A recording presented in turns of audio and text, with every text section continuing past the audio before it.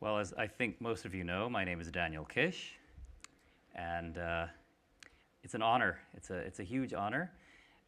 It's an honor of short notice. We decided that I was coming about 2 days ago, so here I am. I am here to talk about a number of things, but things related to what I call flash sonar, which is the use of human echolocation, but it's a certain style of echolocation. I coined the term flash sonar because I wanted something that sounded just flashy and glitzy and something that would capture the imagination of millions, but also, and more importantly, because the term echolocation is a very generic term that means lots and lots of different things. It essentially refers, very broadly speaking, to the use of any kind of reflected sound. So any sound reflecting off of any surface can be termed echolocation, falls into the realm of echolocation. And that's fine, but it doesn't really tell you specifically what's going on. Echolocation has many applications, and it can be done in many different ways. For example, in the military, they refer to passive versus active echolocation. Passive echolocation referring to the use of incidental sounds, or sounds that chance to occur in the environment that we can use for echolocation, for getting information from reflective surfaces. Whereas active echolocation refers to the deliberate production of a signal, such as a tongue click, and the strategic use of sound, of that signal reflecting from surfaces around us. So submarines, for example, would be an example of an active echolocation device. So flash sonar falls into the realm of active echolocation, where basically you're producing a sound of your own, and the nature of that sound is a pulsed signal, or like a flash, like the flash of a camera.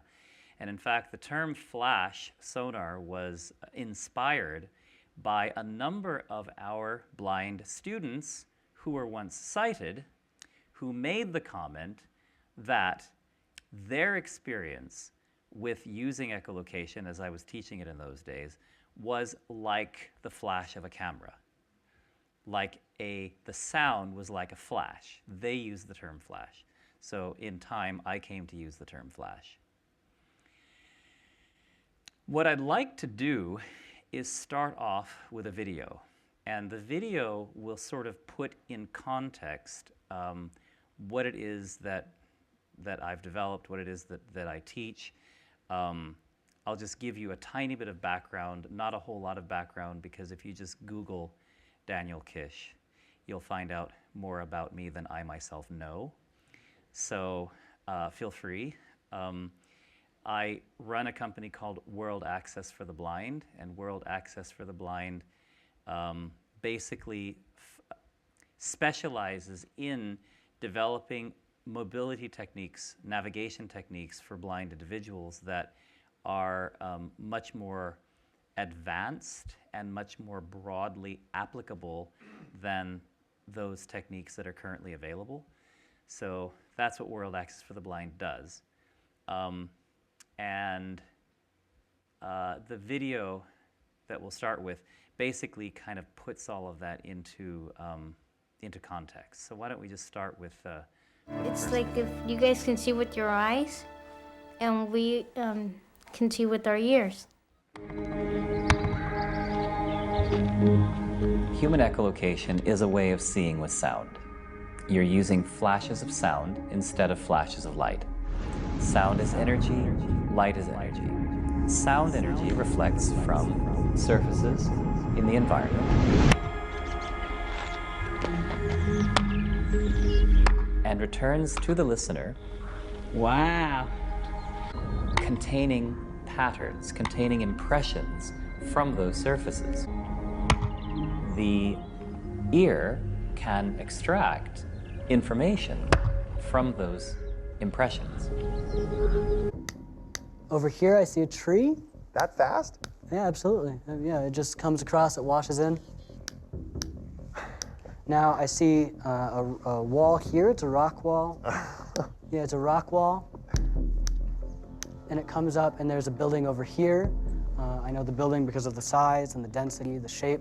Kind of don't know what to say because it's like, how do you know there's a tree there? Let's say you click at the trunk of the tree. It's going to hit the trunk. It's going to start to wrap around. It's going to wash up.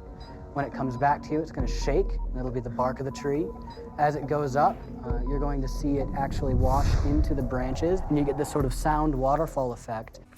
I think that the skepticism or controversies that exist result largely from just a misunderstanding of what it is that we're doing and why, and also a misunderstanding about blindness. Blindness is considered a severe disability. It's considered one of the most disabling conditions there is. Now, to watch these kids run around on this mountain, it's hard to reconcile that.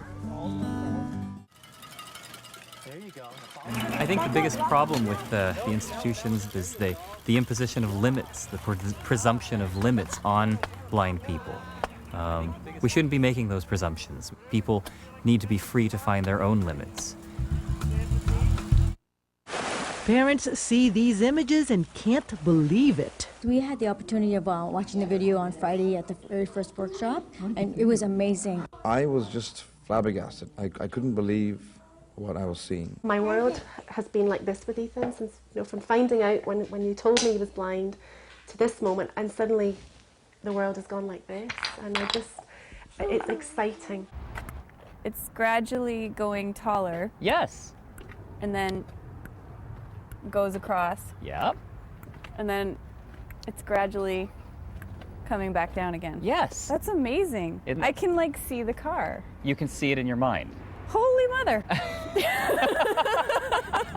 A number of research projects have shown that people who are blind are in some ways redeploying the visual brain in such a way that they are truly seeing and appreciating the world around them, and that visual brain does light up, even though it's never received a visual input. For me personally, this has been a really great experience because I've been working on the echolocation of bats, and we've only recently started working on echolocation with humans. Now having Daniel here around is like almost being able to talk to a bat. We put together an experiment allowing us to see the world the way Brian does. You're going to be my eyes, I understand? Melissa Cooper is a forensic artist whose day job is to draw composite portraits of crime suspects. What I do is I get the image out of someone's head and put it on paper. Today, she's going to use her skills to get an image out of Brian's head. He's going to use echolocation to describe an object, a sculpture by a local artist. The whole thing is wavy, and it's irregular in its waviness. The picture is becoming clearer. Tell me more about the wavy edges. Does it remind you of anything? Like if a person was raising one hand in the air and had the other one sort of down. The information he's giving me is really similar to that of someone with sight. If I didn't know any better, I would have no idea that he was blind. But before they bring the experiment to an end, there's something Brian wants to do. Can I see a piece of paper real quick? And a pen. Really? Is it close to what you had? Whoa. It looks pretty good to me. I didn't even know I had done anything that was remotely close to what he was looking at. Right there was pretty shocking. Now Melissa gets to see for herself what she's been drawing for the past hour. Wow. I think we came pretty close. Signori, dalla California, Juan Ruiz. This obstacle course here that I'm gonna do today is not just poles. 3, 2, 1, go. It is a goal. And the bigger the goal, the more obstacles you'll face. And on the other side of that goal is victory. un Guinness World Record. Stop. E allora!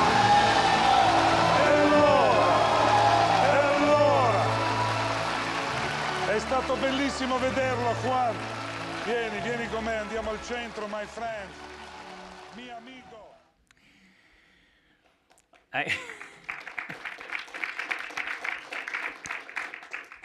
I get chills every time that particular video plays because the same man that set the Guinness World Record in Italy is the same little boy that started out the video with, if you guys can see with your eyes, we can see with our ears. I first met him when he was 11, and he's come a long way. He now teaches with me, or not so much with me. He resides now in Vienna, and he handles most of our European clients. There are a lot of lessons, really, from that bit of video there. It's a bit of science, it's a bit of sensationalism, it's a bit of how-to. It rolls a bunch of things into one. But I think one of the key things to remember is the idea that this echolocation process can be propagated, it can be imparted to others. I do not know if I personally could have set that record. I mean, I could have set a record, I guess. God knows what my time would have been, or how many poles I might have knocked over with my bicycle. But that's not the point. The point is that I can teach someone how to do it. It can be taught. It can be imparted to others. And that has been the bit that's been held in skepticism and controversy over the years, and even to this day. Yes, no one argues that there are select blind people out there who can do this. I don't think there are too many people who would argue that. The question becomes, can it be taught? To what extent can it be taught? And we've taught, well, we've stopped counting at 1,000. We've been to nearly 40 countries, working with people, teaching people how to do this. No, not everyone is going to set a world record. Who cares? I mean, how many people would even care to set a world record? But all of our students have improved their ability to function using skills like this. And case in point, I want to show you guys a little bit about how this works. So I'm going to ask you all to close your eyes. Some of you will have seen and or heard this demonstration before. So I'm holding here just a panel. It's my famous panel. I've done it. I've used this panel in many, many different videos. So keep your eyes closed for a moment, and all I'm going to do is make a sound. The sound that I make will not change. It will stay continuous. It will stay static, and if I make it long enough, you'll all fall asleep. Okay, so just listen.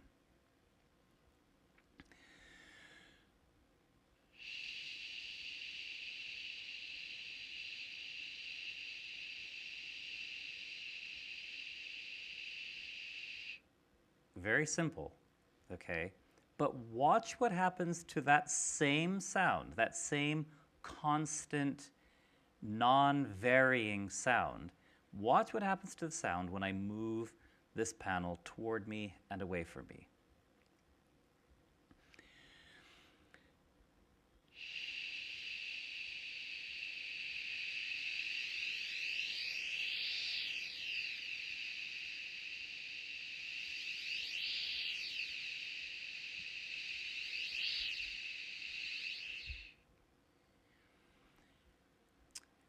Could you hear the difference?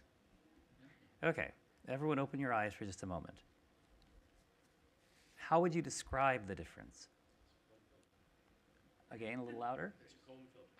Comb filter. It's a comb filter. Okay. All right. Yeah, here I am at MIT. Of course, someone's going to describe that as a comb filter. Systematic wave cancellation. Okay? Does anyone have a different perspective on what that sounds like?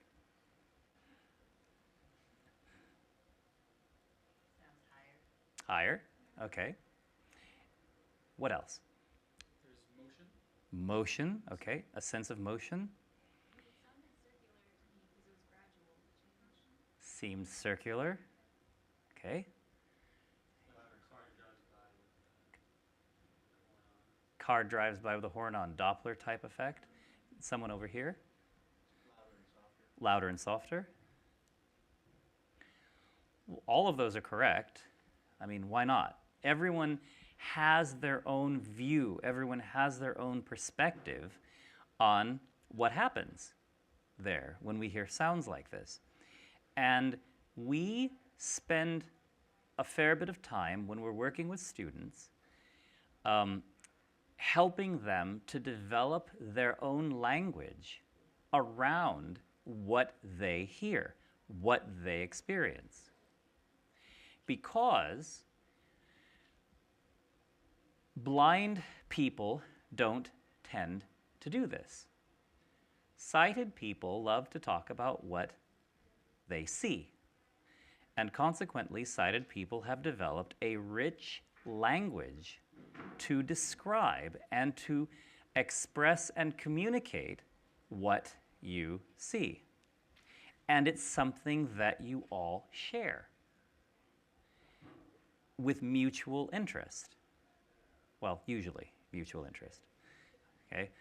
So when it comes to blind folks, what they experience, what we experience, isn't usually of particular interest to the majority of the sighted population. And not only is it of no great interest, but it is often mystifying and often disregarded. So for example, I had a student in Scotland, and he was a teenager, and I was explaining the whole sonar bit to him, and I asked him if he ever did this, because many blind people do this to one degree or another. It's often relatively rudimentary, but it's an experience that many blind people are familiar with.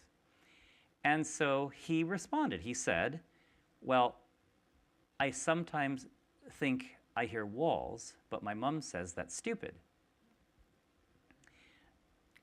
This was in Scotland. Note that I didn't even try to imitate his Scottish accent. So his mom says that's stupid. So what is mom supposed to think when her son runs up to her and says that he can hear walls? What kind of response, are we to expect from her? Now, she says that's stupid. So is he likely to talk very much about what he experiences? Is he likely to be motivated to develop this kind of skill further? The answer is no to both questions, okay? It didn't really happen until I began working with him. By that time, the boy was 15 or 16. And he developed the skill very, very fast. Within 2 hours, he was not only describing, that he could hear walls, but he was describing whole landscapes. He was describing building fronts. This was a very kind of ornate area of Glasgow. And he could describe in detail whatever was in front of him. So it's a skill that can develop, and it's our argument that language helps to kind of, it helps to make the process conscious. So it kind of brings the process from unconscious to conscious, and then we can deliberately, strategically address our awareness of the skill and how we might develop the skill. And we can now have a language that we can use to communicate our experience to others. Okay? So that's basically why we why we do that, why we help people develop a language around the skill and around their own experience. Now, close your eyes just for a bit longer. We'll do the same thing, but this time I'd like you to tell me when I've started moving the panel. So keep your eyes closed and remember what you were thinking about how this sounded. And we'll start out with a static shh sound. And we'll just kind of relax into this, okay? You don't need to jump the gun. When you start to hear it move, just say now. But some people have, yelled now before I even began shushing. So we'll just ease into this. And yeah, so when you hear it move, just say now.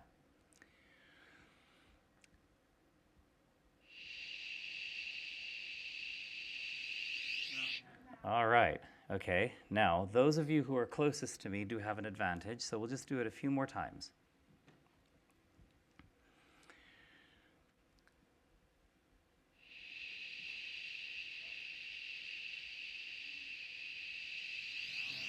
Good, good. Okay, once more. Here, I'll move over here, actually. Okay, eyes closed.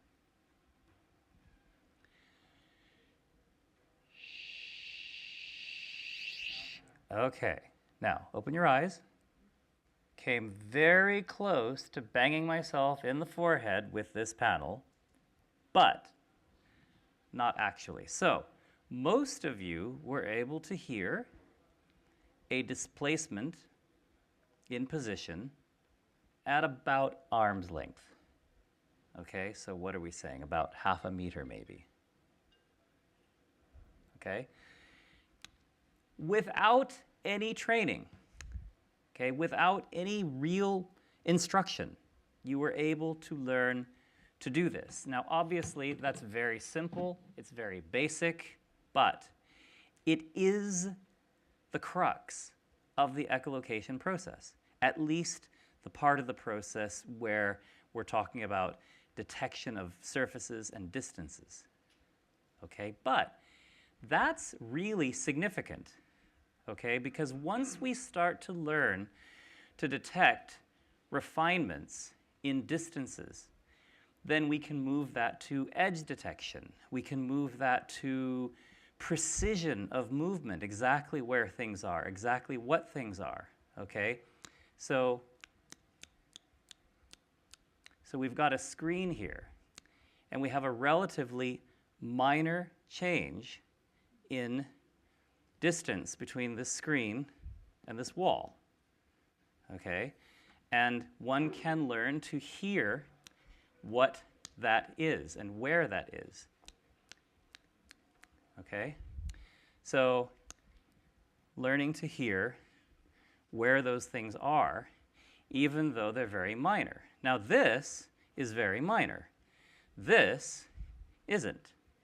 In fact, most of you should be able to hear that. So if you close your eyes, just keep your eyes closed. So here I am talking at the wall. Hello, wall. We even have this on video now. I can't deny it. Okay? So here I am talking to the wall, but look what happens when I move just a little bit and my voice is now talking into a corner. Okay, so here I am talking into the corner, or alcove, or recess, whatever you want to call it, but then my voice is going to move back to where I'm talking to the wall. Okay, so here I am at the wall, and here I am at the recess, or the corner. And here I am back at the wall. Okay, and if you open your eyes, big difference, and very little difference. Okay, but it's all the same thing. It's just a matter of degree. Okay, does that make sense? What was the difference in sound between my talking at the wall here and my talking into the corner here? How would you say that sounds different? Corner sounds like it has more echo? The wall sounded warmer? Bassy, proximity effect. All right, define proximity effect.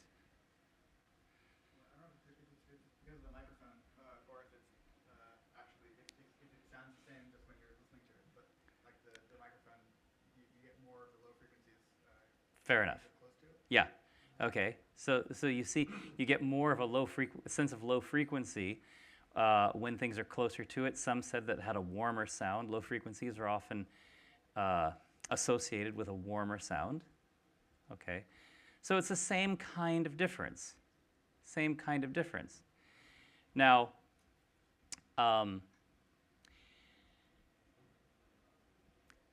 if you expand that effect, what we're really talking about is the difference in the way the sound returns from surfaces.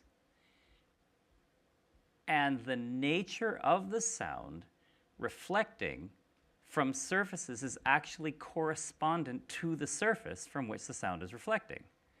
In other words, the sound, the reflective sound, corresponds to the surface from which it reflected. It's the same as the way light works, essentially. Okay, you're dealing with compression waves instead of electromagnetic waves, but essentially what's happening is a wave comes back carrying with it information about the characteristics of the surface from which it reflected. And that's all we're doing here. So, someone learning to echolocate learns to interpret those patterns of reflections from any kind of surface. And you start to learn what those surfaces mean and what those surfaces comprise. This is a tree, this is a bush, this is a bench, this is a post, okay, because of the principles we just talked about. How the sound reflects back and what characteristics does it carry. Now, that's actually fairly simple physics. There's nothing particularly surprising about that, except that the human brain can extract enough information to construct images. So the professors basically said it. They said that the brain lights up. The visual brain lights up. And it lights up because the visual cortex actually learns to interpret this information and form images. It's the role of the visual cortex to construct images from sensory information. The interesting thing is that the sensory information from which the visual cortex can construct images does not have to in itself be visual. It can be tactile, it can be auditory. So I tend to refer to the visual cortex as the imaging cortex because that is what it does. Okay, now I'd like to shift gears a little bit from the science and the perceptual science or experience of this to some of the more actual applications. Because what is it that we're talking about here? We're not just talking about physics.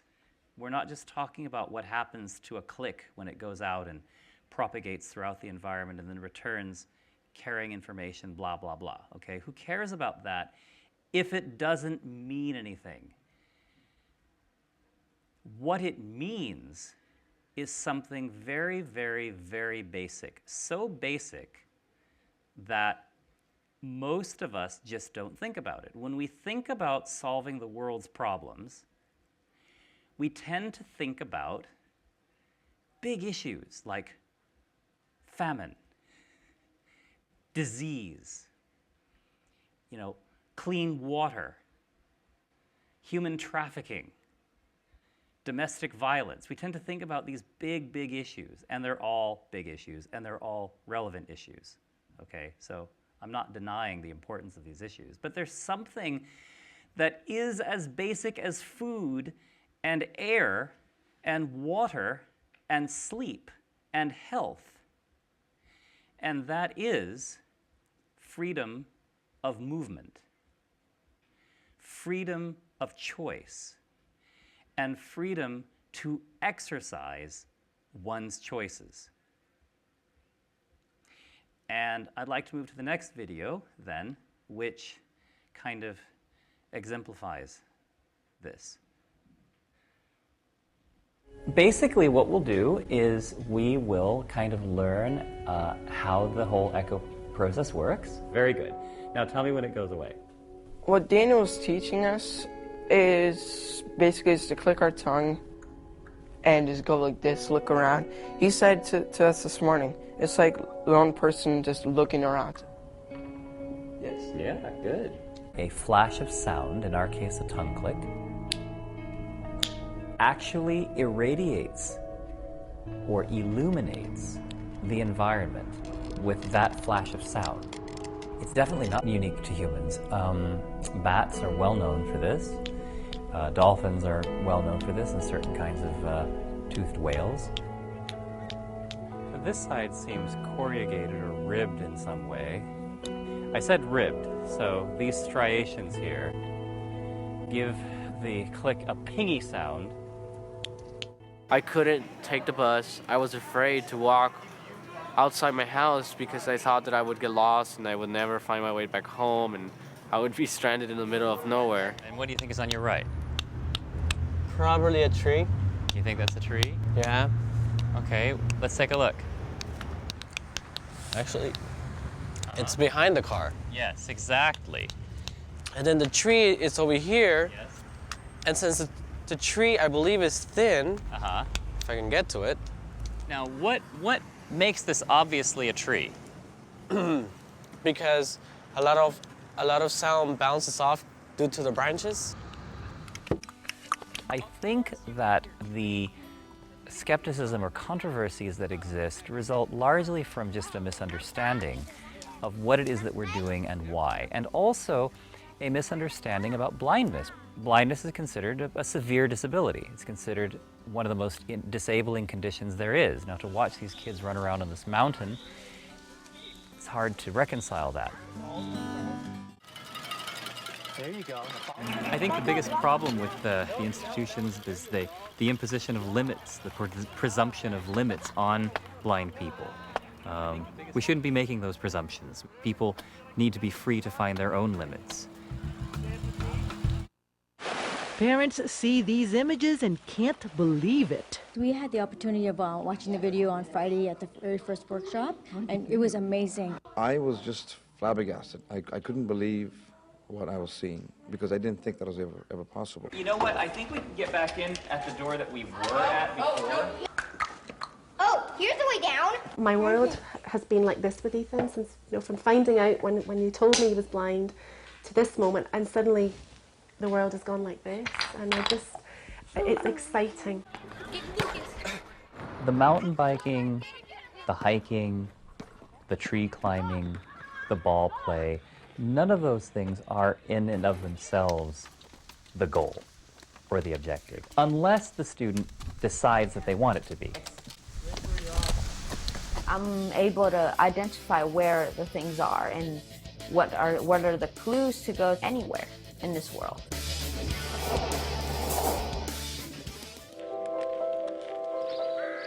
Echolocation gave to him the ability to be more confident mentally, physically, in his emotion. Okay, so we're using our canes, we're listening for where everyone is, okay? That for me today was way different because I was independent. I was sometimes I was ahead of Daniel, sometimes I was behind him. And it seemed like my mom wasn't really there when we were just doing it. I mean, I knew she was there, but it was cool. The big, huge mistake that is often made with blind kids is we assume that dependency, the fostering of dependency, and the fostering of restriction will lead to independence and will lead to freedom. Dependency cannot lead to independence, and restriction and limitation cannot lead to freedom. That's it. I love this workshop. I love it.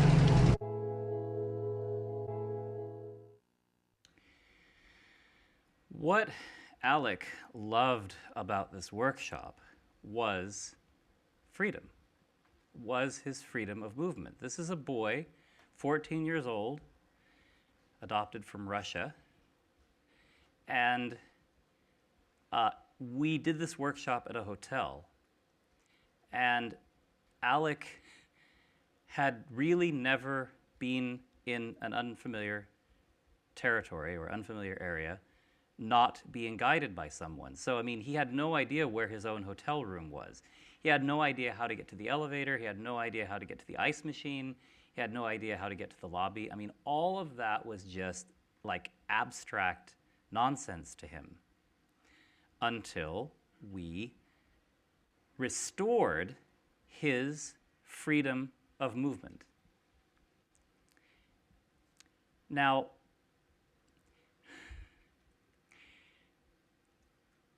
years and years ago,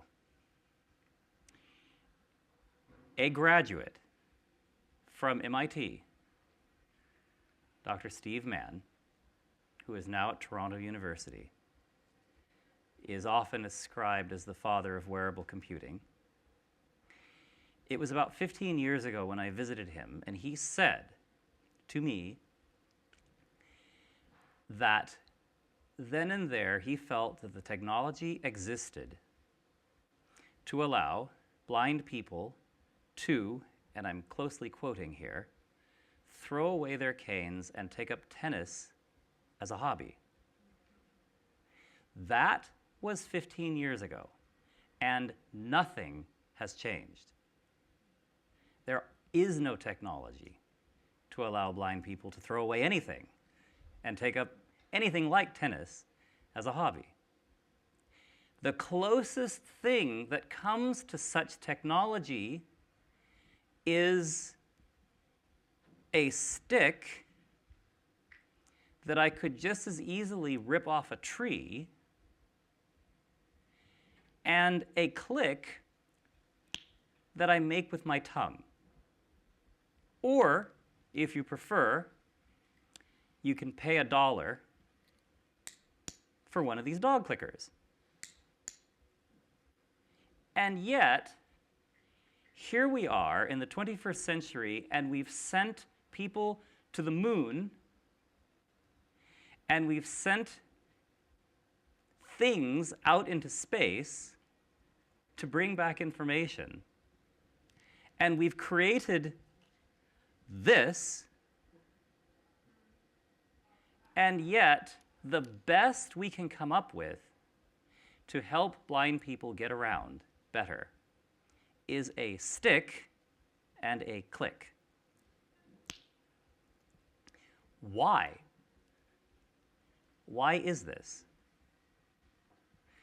So that would be my question to you and people like you, people who have expertise, people who have knowledge, people who have interest, and ultimately people who have resources to bring the stick and the click to an ultimate next level of human freedom. I want to go hang gliding. I mean, I also want the self-driving car. Well, I just came from Virginia Tech, and I learned some of the background to the self-driving car, and it'll be a while before I'm willing to climb into one of those things, actually. But hang gliding actually seems safer, and I've done it, and think about that. It wouldn't be terribly difficult to develop a ranging device to allow me to jump off a mountain and not run into another mountain. I mean, using a loud enough tongue click, okay, I can detect a building this size from over 100 meters. Okay, with a dog clicker, I could detect a building this size from 500 meters. I should be able to detect the size of a mountain from maybe a kilometer. So I would invite us to think about that. Why haven't we moved further?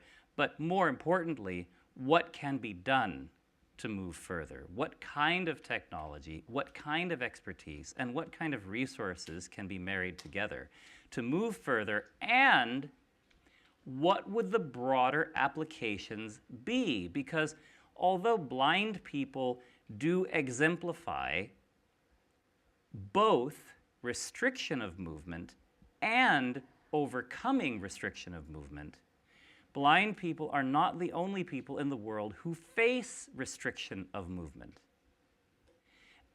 and are not the only people in the world who benefit from overcoming restriction of movement.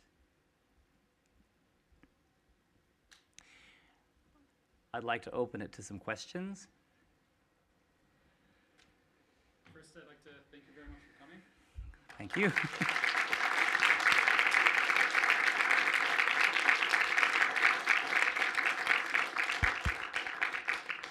We have a mic here for questions. Just raise your hands and, oh, there we go. And we'll toss it to you. I'll take the first question. So you kind of mentioned common language as an enabling kind of force for perception. And one of the things I've been curious about with some of the technologies that kind of enable different kinds of sensory augmentation is about how they relate to the higher orders of perception, sort of like emotional responses, like looking at the sculpture, for example, right, and feeling that the sculpture is beautiful. And some of what I've read has kind of implied that a lot of the technologies don't evoke the same kind of emotional response that, say, like maybe your experience growing up with a click might. And I'm curious if you have any comments about that. Wow, okay. I have comments. I don't have answers exactly. It is true that the click does bring back that emotional response. And I think it has to do with presenting information that is native to the nervous system. So the most closely native the information is to the nervous system, the easier it is for the nervous system to grasp that information, the more natural the information seems to key in to the nervous system. That's what I feel. So there are devices out there that have used time-space to frequency-space conversion to provide frequency feedback from surfaces. So when you do that, and if you do it well and you do it kind of in real time, then soft surfaces sound soft. Flowers sound like flowers. And glass somehow sounds like glass. It has that clear, crisp tone to it. Wood somehow sounds a little warmer, as wood actually naturally does sound. So I think that when you preserve the resolution and you're of information, and you're able to hit upon this native balance, this native experience of the nervous system, I think one indication of that is this kind of emotional response, or this emotional warmth to the experience. Hi. I have two questions. One is, in biology, there's this concept of age-sensitive sort of periods when you are better, you can learn something better, like I'll never lose my accent because I learned English after I was 14, and if you learn it before 14, then you can speak English like a native. Is there something similar that you have found with this, that kids who learn it at a younger age can somehow internalize it better and become a natural, while it's harder for the older you get? That's the first question. The second question is kind of crazy. Bats have big movable ears. So has anyone tried to make some kind of extension of the human ear that somehow would make your hearing more sensitive and make it possible to direct your ears or something. So how would I look? Okay, I know. That's well, Dr. Spock was. Yeah, true. Considered sexy. No, he was. Vulcan ears were stronger. Your accent is beautiful, by the way. You know, I think we should. I think that's one of the areas worth inquiring is ear augmentation. Okay, what would that do for us? It is certain that bats have an advantage from their motile ears. I mean, absolutely. It's too bad that humans can't do it. We all hear better. We have to move our heads. And that works quite well, okay? But if we could expand the size of our ears to several times their current size, yes, the better to hear you with, my dear. It is absolutely true. But you'd have to preserve the pinna, right? So you'd have to somehow take an imprint or something of the original pinna and then somehow augment beyond that. Otherwise, you have a huge adaptation issue to overcome. Your first question is, yes, there is. So you could think of, so for me, I began learning echolocation when I was 13 months old, maybe even before. I lost my second eye at 13 months, but it was pretty badly damaged by that time. So I was probably beginning to pick it up even before they surgically removed my second eye. By all reports, I was clicking by the age of somewhere between 15 and 18 months. For me, echolocation is pretty native. It's a first language for me, and I'm pretty good at it.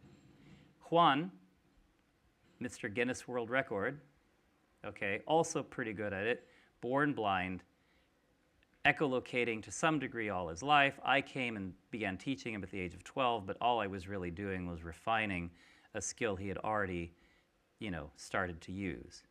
And he's very good. Brian, Mr. I'm going to click at a sculpture and tell you what I see, okay? He did a really good job with that. That's one of the better pieces, okay? It's Discovery Daily Planet. Juan lost his vision at 14. So you almost kind of wouldn't expect him to be able to learn to do that, having lost his vision so late in life. He can do it. Brian's a good traveler. He's also a very good teacher. However, just between you and me, that piece exhausted him. He was done by the end of that shooting, and it probably took him an hour to communicate the information that he communicated. Okay? So it was very hard work for him.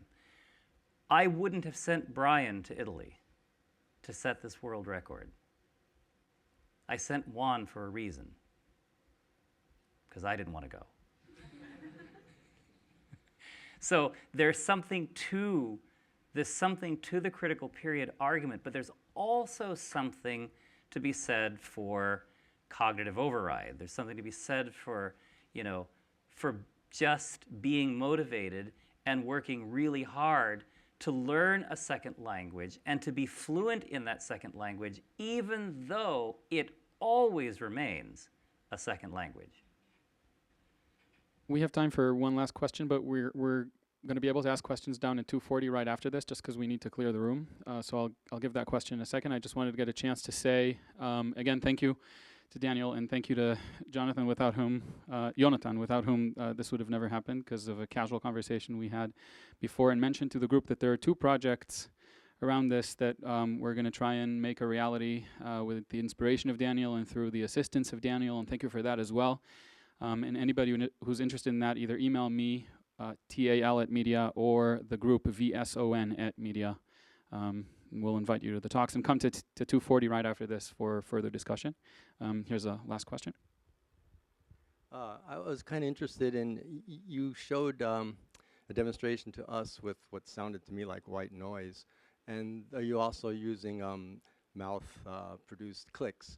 And to what extent have you or your colleagues experimented with more complex signals, like maybe sweeps of frequency or or even using somatosensory input in conjunction with your clicks. Right. So that's a lecture in and of itself. But I can say that, first of all, a tongue click is actually pretty sophisticated. So it's a pretty complex signal. We have experimented with chirped signals. And yes, chirped signals, especially produced in the higher audible range, do dramatically intensify the echo experience. Everything sounds bigger, closer. So there's no question that you can dramatically improve the efficacy of echolocation using optimized signals. However, there's an adaptation process, and chirps don't seem to be as neural native to humans as are clicks. So we did experiment with chirps. We did find that you could dramatically magnify the echo experience, but the adaptation process was rather laborious. So our next step, our next phase, provided we have the resources to conduct it, would be to experiment with more optimized clicked signals to see what kind of responses we can get that way. Since there's nobody at the door, let's have one more question. So one thing I noticed in your discussion of clicks is that there's a real metaphor for our eyes in the sense that you deliberately choose to click in the way that we deliberately choose to open or close our eyes, and the sound is directional, just in the way that our vision is directional. But it seems in the case of audio that there are these extra benefits that you might take advantage of, like for example the fact that we hear sounds from all directions at once, and that if this technique is so effective to you that perhaps you could paint a picture, a visual picture of all of your surroundings at once. I'm wondering if you've put any thought into that. Yes. To all, yes, yes, yes, and yes. So the experience is 360 degrees essentially, and yes, it's one of the reasons we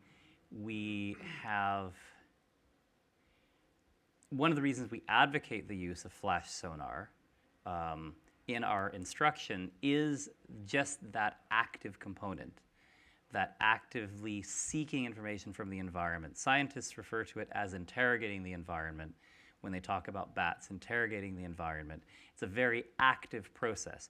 The term interrogation is just a little bit harsh, and so we prefer to refer to it as conversing with the environment. So you are actively soliciting information from the environment, and the environment will yield that information. In fact, I'll just go one step further, and when we do communicate this to students, particularly young students, we actually refer to it as a language. We say, when you click, you're essentially asking two questions of the environment. You're asking, where are you and what are you? And the environment responds. The environment clicks back at you. So that's your conversation with the environment. Thank you, Daniel. I'll add a little bit of detail about the project that we're thinking about, and that is it stems from a review of a lot of technologies in the last 15 years around visualizing things for the blind, and it seems that the science has been looking at it too much from the perspective of a sighted person because people use computer vision to then produce audio.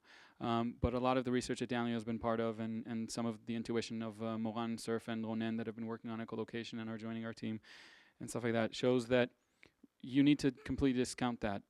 You need to think about what can the visual cortex do for you. And I believe, personally, that we have everything in the building that we already need at just putting it together to actually make what Daniel says is possible. So let's try and do it. Thank you, Daniel. Take up tennis as a hobby. Thank you. 240, everybody.